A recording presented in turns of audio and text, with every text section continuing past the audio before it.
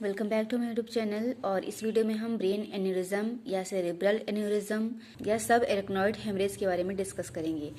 Cerebral aneurysm is a vascular disorder characterized by a weakness of cerebral arteries or vein that cause abnormal dilation और ballooning of blood vessel। तो जो cerebral aneurysm होता है ये क्या होता है, ये एक vascular disorder होता है जिसमें जो cerebral की जो arteries होती हैं, cerebral arteries वो weak हो जाती हैं, vein weak हो जाती हैं, ठीक है। और क्या cause करती हैं, abnormal dilation cause करती हैं और balloon like वो फूल जाती हैं, कौन, blood vessel, ठीक है। ऐसी condition को हम cerebral aneurysm कहते हैं या ब्रेन एन्यूरिज्म कहते हैं। जैसा कि आप इस डायग्राम में देख रहे हो, जैसे ये जो ब्लड वेसल्स हैं ये बलून लाइक स्ट्रक्चर इसमें फॉर्म हो गया है। नेक्स्ट हम देखते हैं इसके aetiology and risk factor. Atherosclerosis, it is condition of hardening and narrowing of arteries, ठीक है। ये क्यों होता है, एथेरोस्क्लेरोसिस की वजह से हो सकता है। और इसमें क्या होता है, इस कंडीशन में क्या होता है, जो आर्टरीज होती हैं वो नैरो हो जाती हैं और हार्ड हो जाती हैं, ठीक है। नेक्स्ट है हाइपरटेंशन, क्रोनिक एल्कोहलिज्म, ठीक है। कोई अगर पर्सन बहुत टाइम से अल्कोहल कंज्यूम कर रहा है उस कंडीशन में हो सकता है। ओबेस पर्सन में देखने को मिलता है, ठीक है। यूज ऑफ कोकेन और एम्फेटामाइंस, ठीक है। कोकेन और एम्फेटामाइंस ऐसे सब्सटेंस है जिनका यूज करने की वजह से ब्रेन एन्यूरिज्म होने के चांसेस रहते हैं। इंट्राक्रेनियल इन्फेक्शन, ठीक है। अगर किसी भी प्रकार का इंट्राक्रेनियल इन्फेक्शन हो गया है, क्रेनियम में इन्फेक्शन है, तो उस कंडीशन में होने के चांसेस रहते हैं, ठीक है। Family history of brain aneurysm, अगर फैमिली हिस्ट्री है ब्रेन एन्यूरिज्म की किसी भी पर्सन में, जैसे कि किसी पर्सन को ब्रेन एन्यूरिज्म है या उसके मदर या फादर में पहले देखा गया है कभी, तो फिर उनके बच्चों में भी हो सकता है। हेड इंजरी, ठीक है, हेड इंजरी की वजह से हो सकता है। नेक्स्ट है ट्यूमर और cancer in head and neck, अगर हेड और नेक का कोई कैंसर या ट्यूमर है, ठीक है। Birth abnormalities such as tangled blood vessel in brain, ठीक है। कुछ बर्थ एबनॉर्मलिटीज होती हैं जैसे tangled blood vessel. Tangled blood vessel का क्या मतलब होता है, इस कंडीशन में जो आर्टरीज और वेन होती हैं वो एबनॉर्मली एक दूसरे से अटैच हो जाती हैं, जुड़ जाती हैं, ठीक है। बीच में कैपिलरीज नहीं होती उनमें, ठीक है।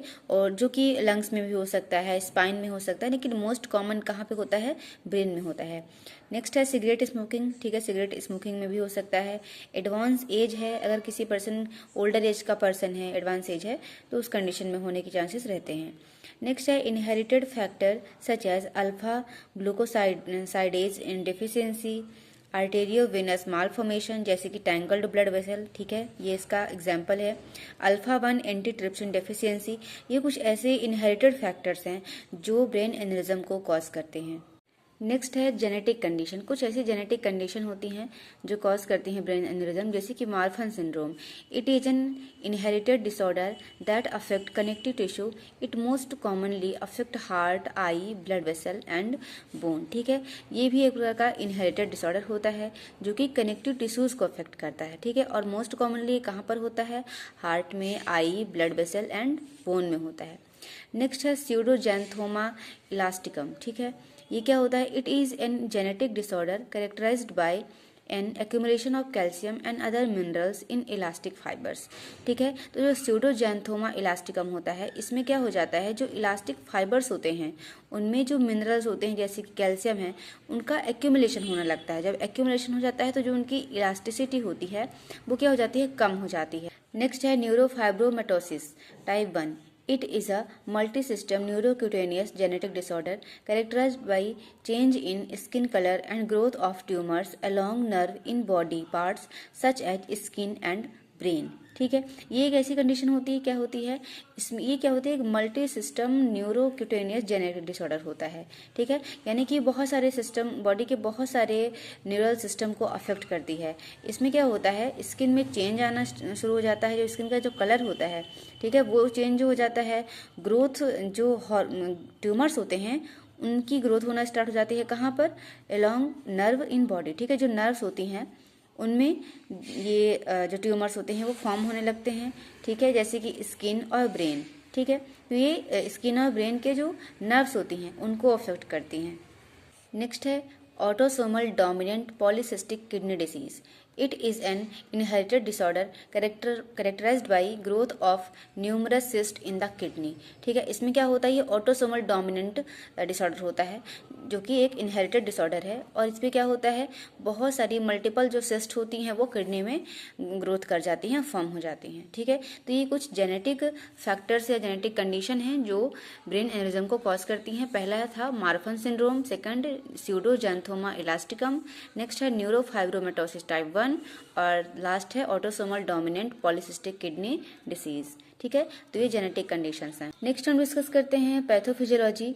तो जो कॉजेज या रिस्क फैक्टर हैं, ठीक है, उनके कॉम्बिनेशन की वजह से क्या होगा, weekend area involve of blood vessel in the brain. कुछ ऐसे वीक एरियाज होते हैं ब्लड वेसल के ब्रेन के अंदर जो क्या कर जाते हैं, बलूनिंग ऑफ ब्लड वेसल, जो कि बलून जैसे फूल जाते हैं, ब्रेन एनेरिज्म एक्सपैंड। जब वो बलून लाइक स्ट्रक्चर फॉर्म कर जाते हैं तो उस कंडीशन को ही हम ब्रेन एनेरिज्म कहते हैं। और जब ब्रेन एनेरिज्म एक्सपैंड करता है यानी कि बढ़ता ही जाता है, उसकी वजह से क्या होता है, blood vessel wall become too thin. जो ब्लड वेसल की जो वॉल होती है वो बहुत ज़्यादा थिन हो जाती है, पतली हो जाती है, जिसकी वजह से वो बस्ट हो जाती है, रप्चर हो जाएगी। तो उसे हम क्या बोलेंगे, रप्चर ऑफ एनेरिज्म। और जब रप्चर होगी तो bleeding into space around the brain.